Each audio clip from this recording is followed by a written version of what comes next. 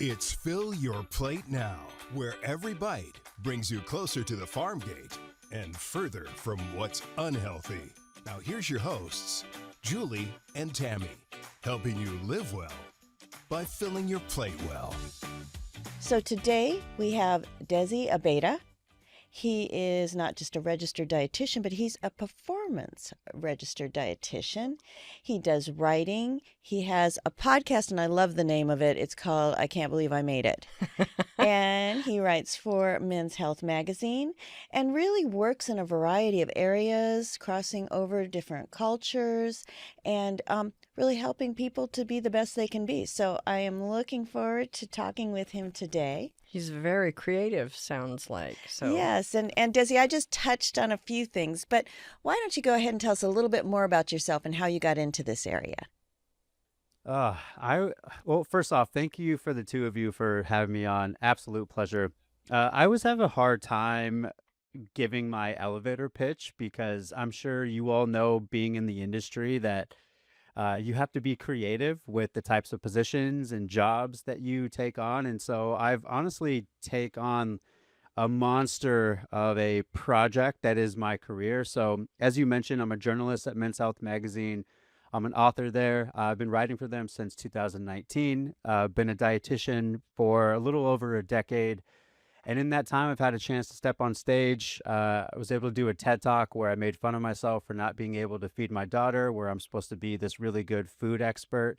I've worked at Red Bull, helping their athletes, working with their athletes. I've worked in Major League Baseball. And so, I mean, over the last decade, I've honestly created a really cool niche where I can have all of the things that I love doing as a job. And so I say I wear like 4 to 5 hats, but I will say that one of my favorite hats that I wear is being a dad to 2 little crazy ones at home. I got a 10-year-old girl and almost 4-year-old boy. So I'm consistently trying to right the wrong of making fun of myself from my TED Talk a little over like 7-8 years ago with this new little one on board. But it's been a journey, to say the least. It's been really fun though.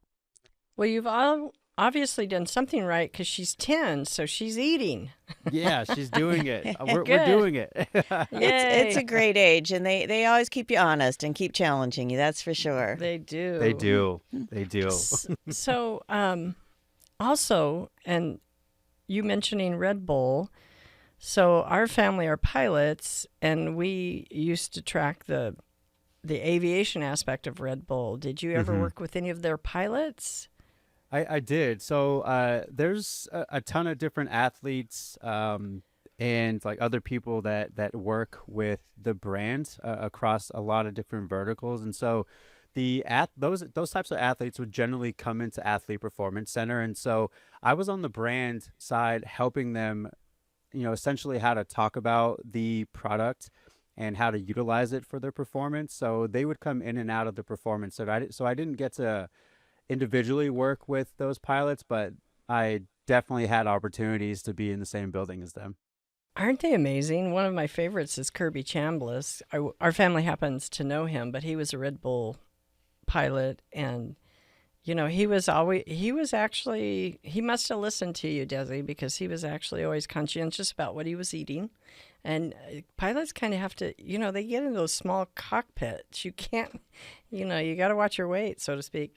Well, my question for you is, you're kind of a lifestyle changer, so to speak, as a dietitian, nutritionist. How do you assess an individual that comes to you and says, Desi, I need your help now? Do you give them this 100-page survey of questions or what? Oh my gosh, no, that would be so boring to me. I started my career in eating disorders. In fact, it's how I met my wife, who was the therapist. So she was the therapist, I was the dietitian, and our ongoing joke is that you can't not like share that much vulnerability in a room and not find connection. And so I really hone in on my skills around connection and communication when I'm working with the client. And so if I'm trying to assess what they are trying to do or the goal that they want to hit, I really love asking the hard hitting questions around why they want to achieve that goal. More often than not, because I do deal a lot with performance, sports and performance, and then also body recomposition. I'll have people coming in saying, Desi, I want to lose weight or I want to lose body fat. But I really love the type of questions where also to let them know, like, hey, I know that you want this. This seems really important. I'm gonna go ahead and take this. I'm gonna put it on the shelf real quick. It's there, but I want to talk a little bit more about what that brings for you in your life. And so I honestly kind of step into like my podcast host, if you will. So I get to ask these hard hitting questions and understanding that maybe it's less about the body that they want to achieve, but more about, you know what? I used to run and I want to get back into running 10Ks, or I have this like crazy dream of, hitting a really good hike with my kids. I haven't been able to do that. And so I like to hone in on those aspects and then build out plans and strategies that centers their program around them being a better athlete. And I always like to kind of pitch that across clients that I work with, regardless of their level of athlete, because if I can help you to become a peak athlete in your own right, it's very likely that any goal that we're trying to chase, whether it's health or performance, that we can likely get to. So I do kind of bring in my podcast host, if you will, into the mix of like really getting clear about like why they want to achieve and then showing them the how. That has to be encouraging. And the other thing that just strikes me is Desi's a counselor too, sort of, kind I of. am. See, you must have picked that up from your wife, right? Yeah. I joke that like 95% of the really cool and intentional things that I say is literally just her. She's really introverted, so she would never hop on a podcast like this. So I'm just regurgitating things that I've heard her say in sessions or heard other mentors of ours say as we were really young in our career growing. I think everybody is trying to work on goal setting and many people with health and nutrition. If you had to break it down to maybe three major steps to get them started on their goal, what would you do? What would you tell them? I love that question. I literally just walked a couple people through that, of people that I was seeing today. I feel like the first thing that I like to look at is general activity. And most people have some sort of smartphone or device that'll show them how active they are. So honestly, Tammy, one of my favorite things to do is I'll ask them like, hey, go into your phone and show me your step count. So right then and there, we're looking at their non-exercise activity, because for most people coming in, if they're wanting to change their body composition, we do need to look at their NEAT score. So not their non-exercise activity, thermogenesis. And so I'll start them on some sort of strategy around really increasing their steps to somewhere where they can become much more active in their life. The other thing that I'm looking at, again, you can see this on your phone or if you have any sort of wearable, because I oftentimes joke with a lot of my clients that the data doesn't lie, is we'll look at your sleep hygiene. And the first thing that we want to look at is sleep regularity. And we know that those that sleep really well likely recover better, they prepare better, and they're likely to perform better. And then outside of that, obviously, we got to look at nutrition. And so I know protein is really having its heyday right now in the world, but I kind of like to go off of fiber. So if I can increase your fiber, it's very likely that we can increase on our nutrient density. And so there I can start filtering in protein and all the other things that are kind of having its heyday. So if I were to pick the three, it would be your NEAT score, your sleep, and then obviously your fiber intake. I like Great. this guy. He's inspirational. This is great.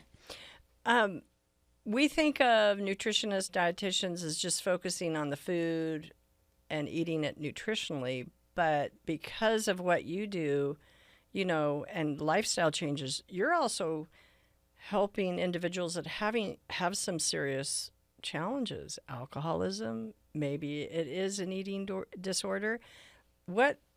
How do you approach that maybe overall? And then are you going to have to give counsel for special treatments?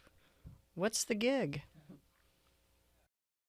So like I said, I started my career in eating disorders, and this might be a general statement, and I'm going to say that this is completely anecdotal. This is based off of things that I have seen in the 15 years that I've been in the industry, if you will.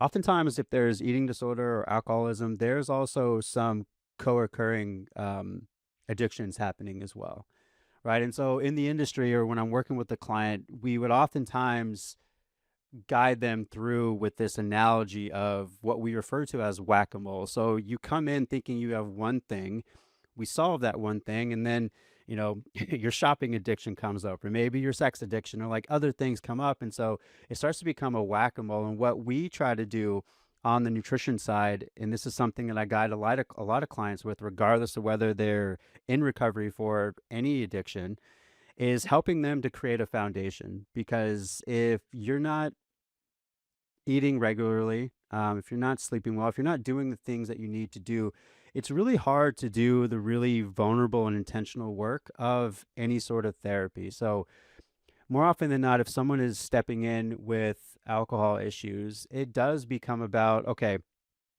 we're obviously trying to distract or mask a certain emotion that is really uncomfortable. How can I help you build ways in where you can be present with the emotion, you can name it, and then you can actually start curating skills to help you move through it. So it's not it's not a formula for like every single person, but more often than not, I want to make sure that the foundation is there. So just like the three that we talked about, right? How active are you?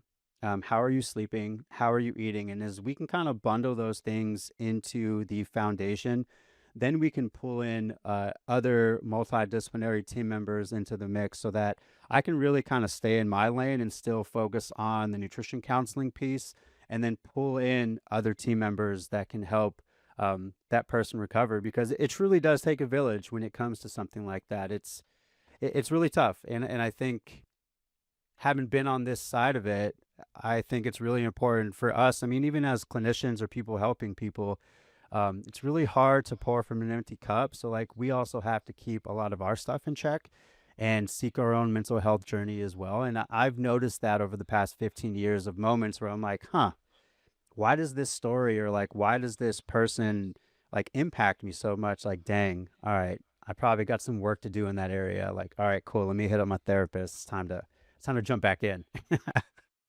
Well, and you're going to have to tell us what good things that you do in your own personal life just to like decompress, so to speak.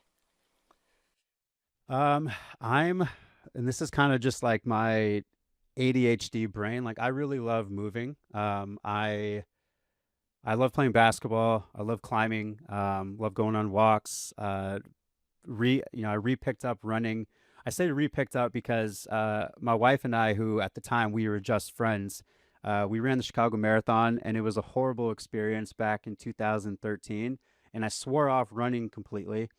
And so I actually I came back to it like 2 years ago. So I am someone that really loves moving. I mean, outside of that, I mean, we got basketball on right now. So I'm a big sports guy. I think when I feel in my era, if you will, it's surrounded around competition and then also movement. So I think those are probably the key ways that I really like to get my needs met.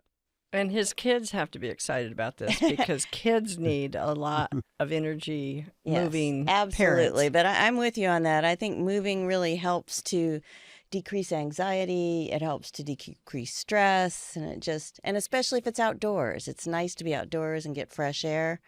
And, I love that you work on treating really the whole person. And I, I've been reading a lot lately too, and refamiliarizing myself with the whole mind body connection, and, how the brain relates to your body, and how you address food, and how food sometimes can influence your brain.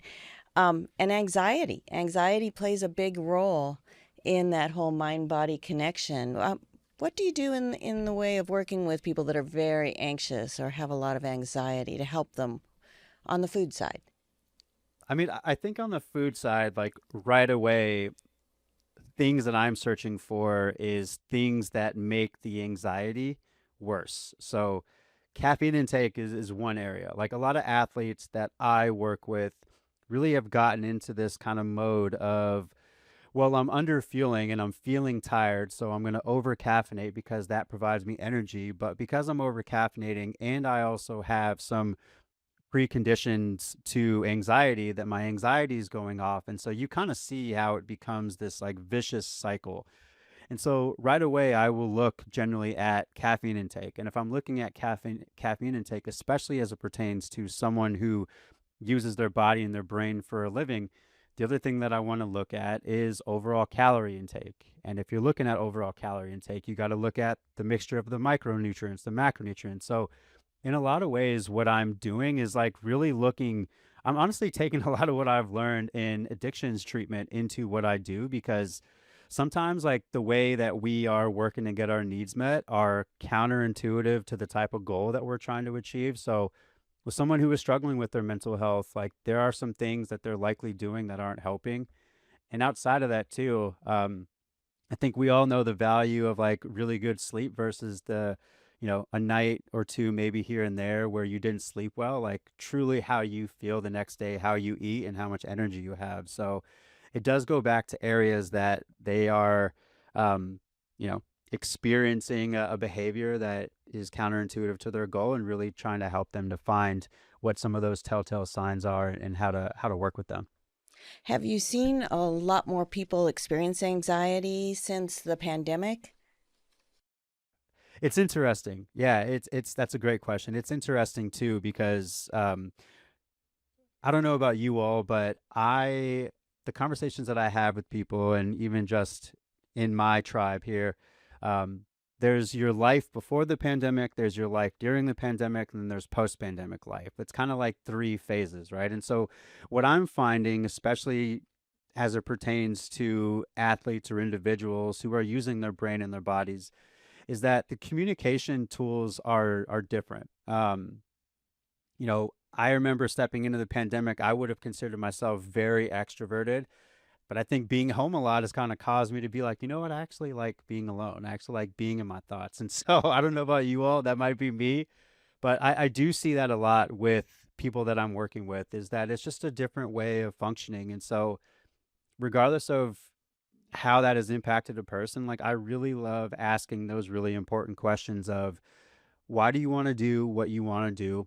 And then how can I help you get there? How do you respond to coaching? How do you like to be confronted when I'm seeing something that is counterintuitive to a performance goal of yours? And so I honestly, Tammy, like I really bring a lot of the counseling skills that I've learned from some very excellent trauma therapists into what I do on a day-to-day basis. Because honestly, like I feel like there's more buy-in if I can create safety in the first couple times that we meet, because from there, like I truly become a part of their team versus someone who is merely just telling them what to do. I think we would be surprised at how many people have experienced some type of trauma. Well, and I think Desi brings up a good point that there's various levels of trauma. Right. Yeah. And different experiences. So wow. And the pandemic really did change the dynamic, Yeah. I think. It did. I'm liking that there's three core things that you are always helping your clients hone in on: the how active they are, or at least initially when you meet them, their sleep patterns, and then the nutrition. So let's hone in. And I know I'm simplifying it, but that just struck me, and it's in my head now, and I'm appreciating you for it. So, so let's hone in though on the sleep. Are there simple tips, straightforward approaches to improve sleep if it's that important for us? I like to gamify things. And so obviously there's a slew of different apps that people can use, but the first thing that I'm helping someone to understand is the value of consistent sleep times. And so their sleep regularity. So if someone, like I was literally just talking with a client today that was like, hey, like I'm really plateauing in a lot of my performance goals. I don't know where it's coming from. This is why I'm coming to you. Can you help me? And so I run them through the same framework that you had just mentioned. And so what we found is like this athlete is only sleeping 4.5 hours. So instead of saying, hey, I need you to stretch this out to 7 tomorrow, I started with, okay, looking at your sleep data, I'm showing that your sleep times and sleep awake times are all over the map. What I actually want you to do is start focusing in on what you're doing the last hour before you go to bed and what you do in the first hour. And so, in doing so, what I'm trying to get them to do is to get into some sort of routine around, let's just say, like this person's going to bed at 12. So it's like, hey, around 10:30, I want you to start shutting down the lights, throw in some peaceful music. I really want to focus in on what that last hour of the day looks like so that we can actually start getting some consistent sleep times. And with your first hour of the day, what I'm going to have this person start doing is like, hey, I actually want you to go outside. You mentioned your dog. You love your dog. Go take a 10-minute walk real quick. Let's give your body a chance to reset their circadian rhythm a little bit by getting some sunlight. So you would think to yourself, you're like, well, why are you doing a lot of these things? Well, really, I'm kind of just tricking this person into getting better sleep regularity. And I joke with a lot of my clients. I'm like 90% of my job as your performance dietitian is tricking you into treating yourself in a healthier way. And so like that's like one aspect of things that I would work on. Love it. I So, thought he looked tricky, you know. so when you look at someone's sleep patterns, are you just going to their smartphone and pulling up the sleep rhythms? Because now we wear our smartphones to bed, I guess, and so our watches. Yeah, Julie, it kind of depends on what, wearable or technology that they have. So like I have a Whoop. It's generally what I have a lot of my clients using because I really like the data. So you can look at an Oura Ring, you can look at your phone because it'll give us a little bit more data on the side of like when you're going to bed. I don't necessarily look at a lot of the details that it provides in regards to different sleep cycles because right now the technology is just not there and accurate. But what I will look at is overall sleep regularity, duration in bed, and then looking at the wake times. So like those are key things that I will look at, and then from there I'll get some other supplemental data around their heart rate variability, like how they're recovering from workouts. Other watches like your Garmin's will give you an energy score. And so like obviously there's some variability between day to day, but what I really look at is the full picture of, okay, well, how are we trending during the week?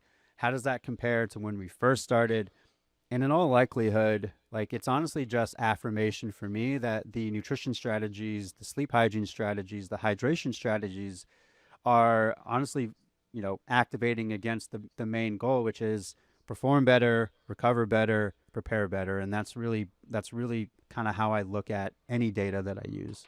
Excellent. That's great. That's great. And you talk about consistency and having that consistent routine and with sleep. And I think routine really is very important. How do you, with some of your clients, take a new behavior, nutrition-wise, a positive behavior, and help them to get it into their daily routines? What kind of steps does that take?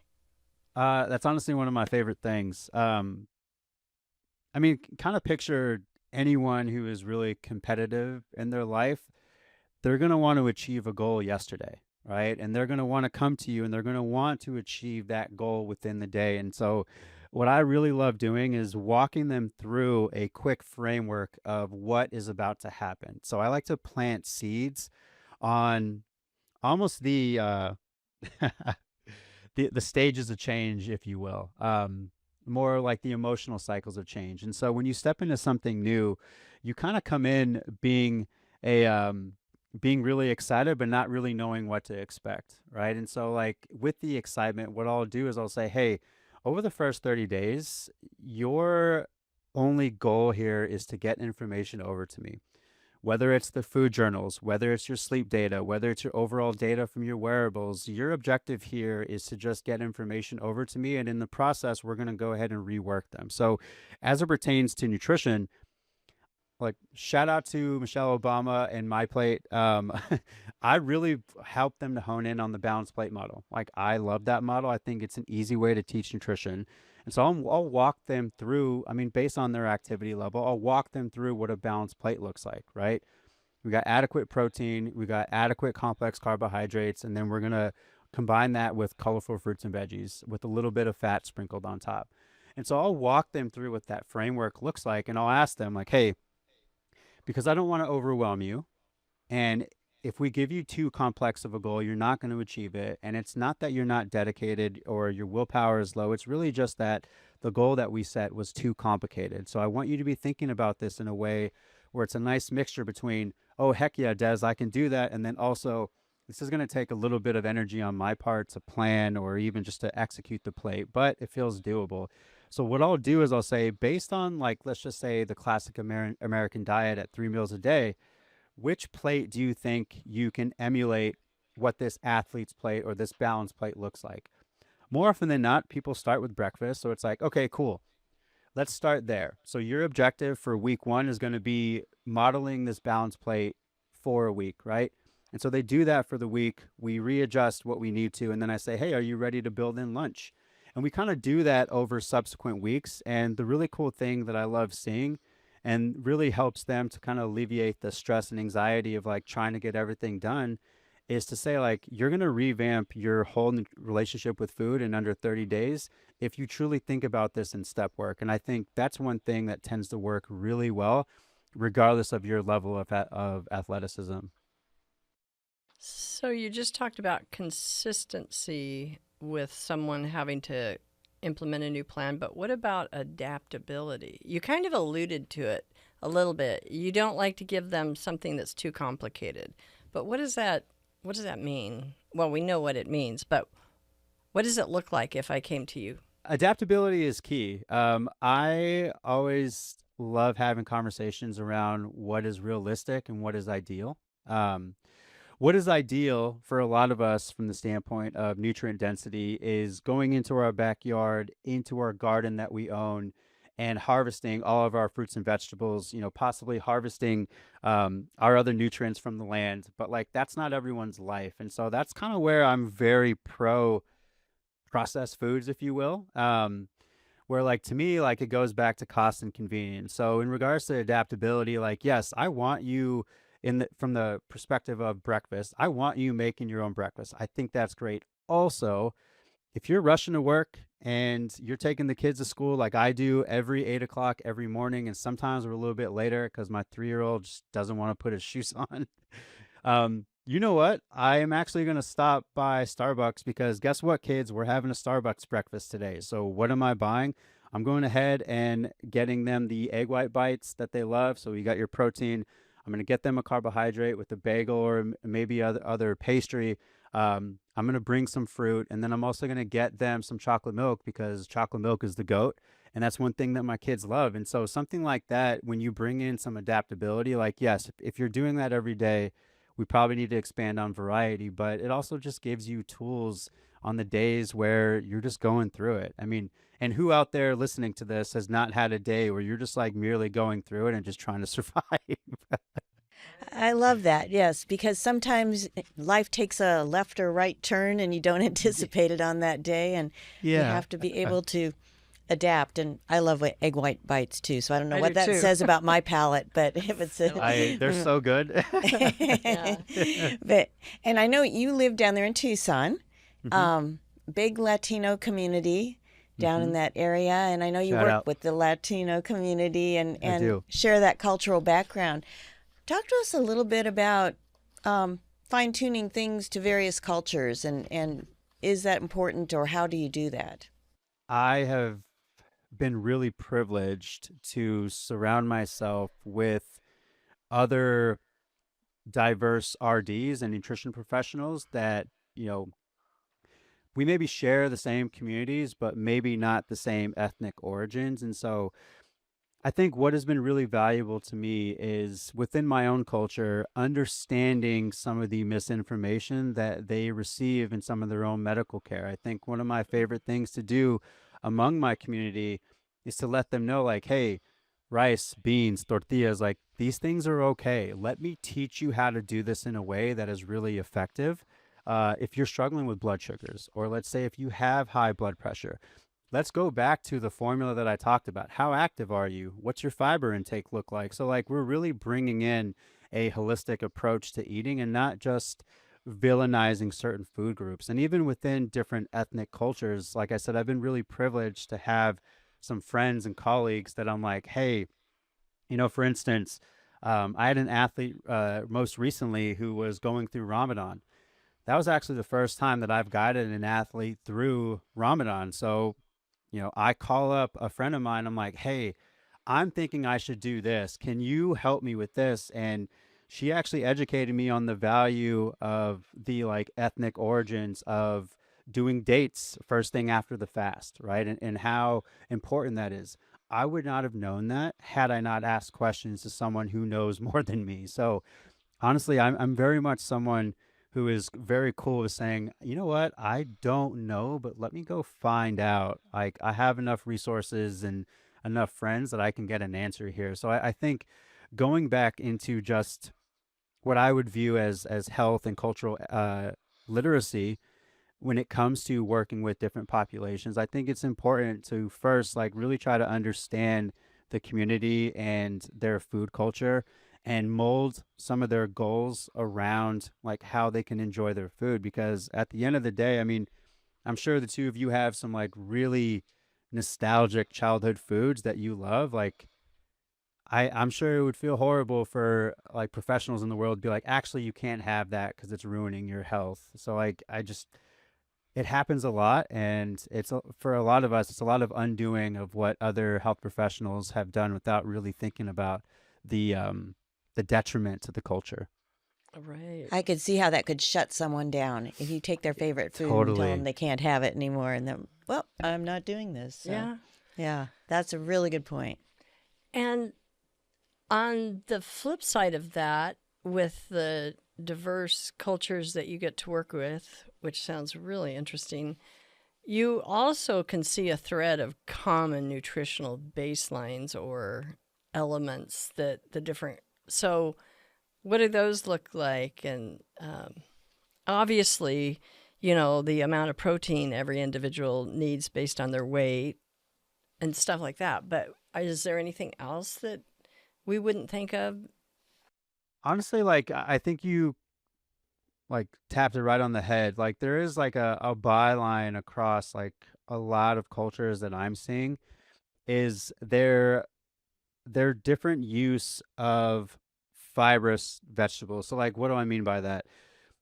Like one of my favorite stories. So when I was working in professional baseball, again, I third generation. I call myself native New Mexican because my family, three generations, four generations, and beyond, settled in what's Albuquerque or the Albuquerque area and just stayed as things crossed over, right? So um, that's where I'm from. So working in a very diverse culture of baseball, you have different Latin players that are coming from Puerto Rico, they're coming from the Dominican Republic, they're coming from Venezuela, they're coming from Mexico, Cuba. So like there's a wide net of diversity and how they eat. And I think one thing that was interesting to me, honestly, one of the key reasons I got the job was in my interview, um, some of the medical staff were like trying to figure out, they're like, we really want to get our Latin players to enjoy American food.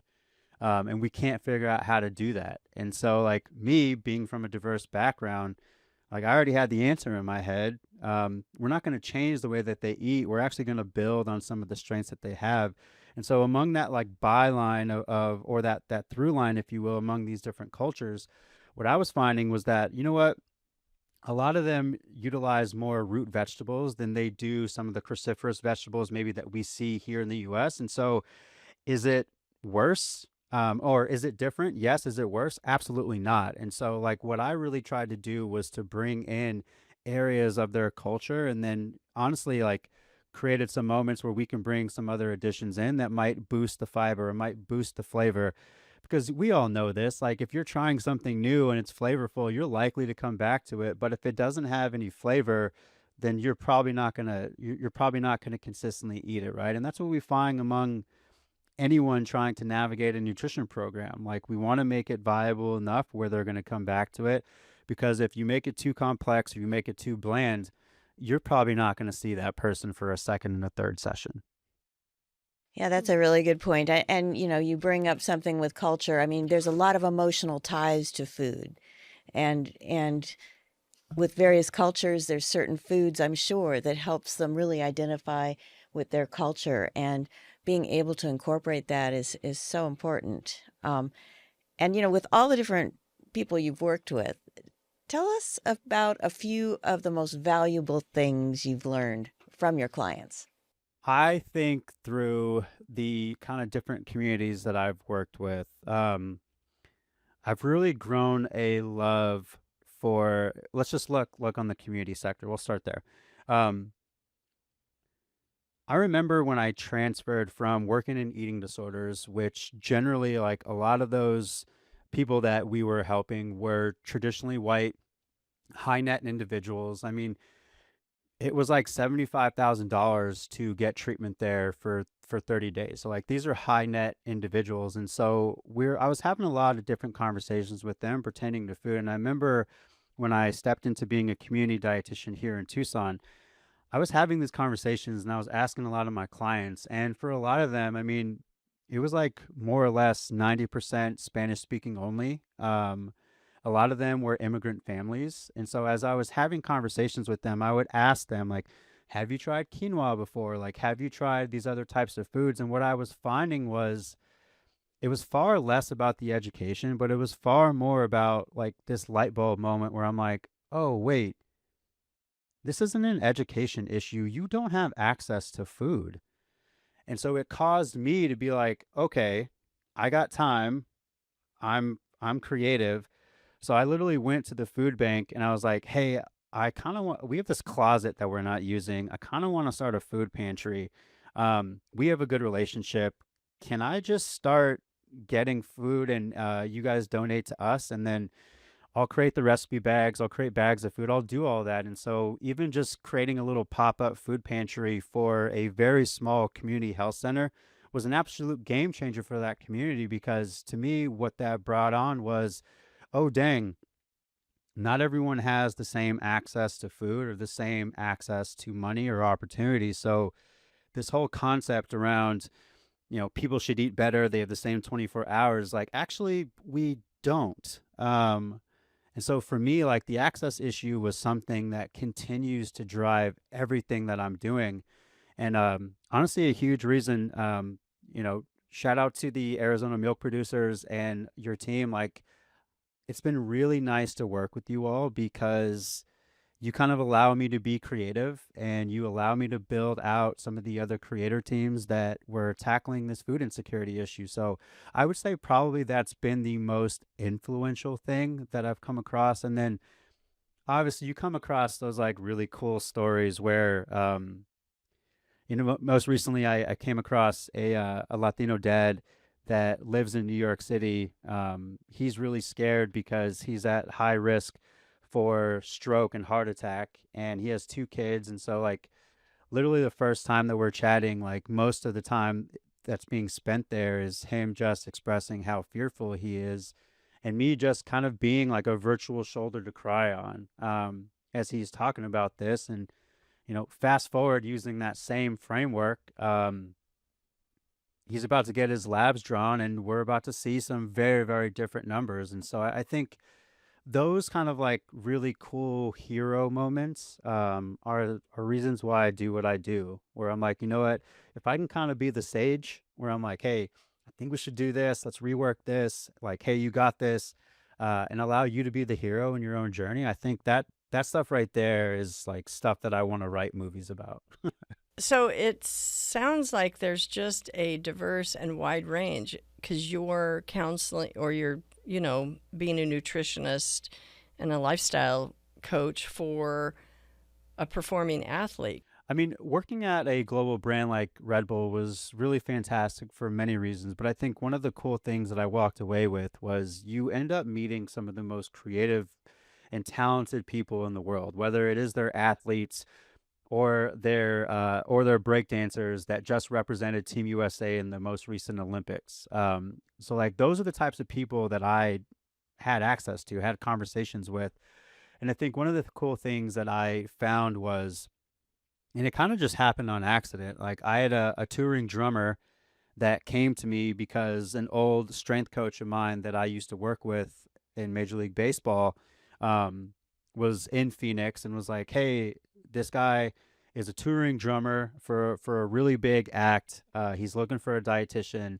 He's having a lot of metabolic issues. Like, I felt like you were the dude that he needs to talk to. And so after working with him for about a year, like I went on tour with him virtually as he did his European tour, and then he did his US tour. And so because I have access to all of these analytics, I'm able to help him make changes in real time. And I think what I really walked away with, and I was like, you know what? This is kind of the new venture. Creatives are the new athletes. Like, if you look at, for any of our Swiftie fans out there, if you watched her last documentary, you know that she is training for the type of activity and fitness work that she does on stage. And so you've probably seen that among like any artist that you've ever seen, whether we're talking about vocal cord health or recovery. We have to be thinking about some of the greatest musical acts that we really love. Like, they are athletes in their own right. And so a lot of my clientele now, like, I do have a lot of general population, but it is mostly athletes and artists. And so the artist piece is like one of the things, is like, that's my new like grandstand, where I'm like, hey, as dietitians, like, we should actually start thinking about getting into this field, because like, there's a big opportunity. And I can tell you, I'm talking with agencies, I'm talking with managers. They're not seeing their potential yet. And if you look at it through the lens of performance and recovery, like, I'm telling you, like, this is the next thing. Last question for you. We kind of had you all over the place today. I love these kind of combos. I would actually prefer it. No, this has been really fun. And just wanted to ask you, for our listeners, if they could walk away from this podcast with 3 key things, what would you say they should be? Listen, I'm a past athlete. I work with athletes now. Like, my big kind of like dad joke is that I grew up feeling like I was going to be a 3-sport professional athlete. And then, God or the universe just decided, like, hey, Des is actually only going to be 5'6", like 175. So like, being able to work with them is kind of like me going pro. What I'm finding is that, like, biggest takeaway is, if you can work on becoming more athletic, right? Increasing your VO2 max, increasing your rate of recovery with your heart rate variability. If you can literally become a better athlete, a lot of your health metrics are going to improve. And so, like, the first thing is, like, become a better athlete. And that can mean, obviously, a lot of nuance as it pertains to like who you are. But if you can kind of measure yourself from day 0 to 100 and you're getting better, like, you're doing the right things. Other things that I would say is that, and this kind of goes with like clients that I work with, regardless of the type of chronic condition or acute condition that you're coming in, if I can get you stronger in the gym, if I can get your fiber up and I can get you sleeping better, more often than not, like, those things are going to be cured. And so I gave you 4 things, but like, I would say those 4 things right there. Very good advice. And this has been just a real pleasure talking with you today. We've learned so much, and it's been a fun conversation, and we hope you'll think about coming on again sometime. Thank you, Desi. I would absolutely love to. And I'm going to think like an athlete, just like I love you it. told me Think to. like an athlete. Okay. Thank you.